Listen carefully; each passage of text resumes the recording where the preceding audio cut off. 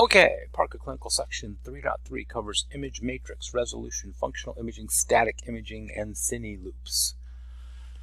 I don't know why they put image matrix back into the clinical section of things. We covered resolution and image matrix last semester in the technical side of things, and it hasn't changed. The image matrix is still a, like an Excel sheet of rows and columns with numbers in them that correspond to the intensity assigned to that particular pixel. So we did this last semester. I'm not going to go through it again, but that's the image matrix. It looks like this. It has rows and columns with numbers that correspond to pixel values. For example, 0 would be black, 255 would be white. Spatial resolution is the ability of an imaging system to differentiate between two nearby objects, and that is usually done by pixel size. So you've got big blocky pixels over here and crappy resolution. You've got medium-sized pixels, and you can kind of tell what it is, but if you put a whole bunch of tiny pixels in there, you can see the image much clearer. And you've got contrast resolution, which is to distinguish between differences in intensity in an image. So here you've got these different pixel values, different brightnesses, and how you distinguish those is contrast resolution. You've got time resolution. So time resolution is the ability to resolve fast-moving objects, and it's comparable to shutter speed for a camera. So if you want to image the heart and you want to get a still frame static image of the heart, you have to use an exposure time that's quick enough to catch the heart as it's beating. That's pretty much it for time resolution. You're just trying to control motion.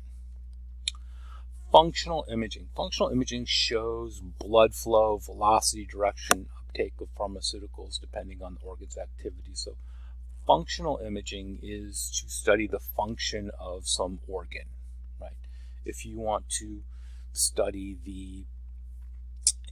how much air the lungs are moving, you might take an image on full inspiration and full expiration and measure the difference. You might take a series of images in nuke medicine of activity in the pancreas to see how much insulin it's producing. So functional imaging is to measure the function of what some organ or what a blood vessel is doing. Static imaging shows non-moving pathology. Static imaging is your classic hand x-ray, right? There's no organs in your hand.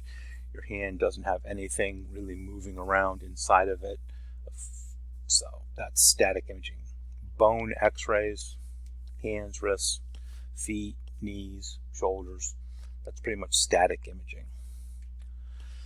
Cine loops.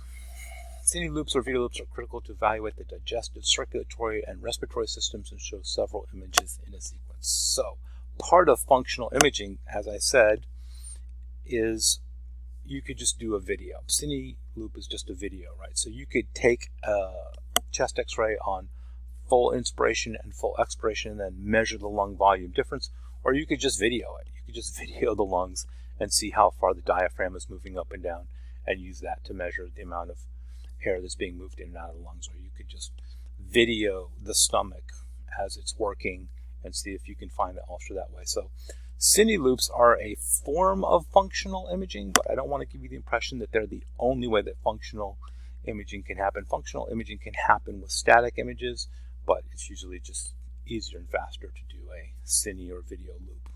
So that's 3.3. Thank you for watching.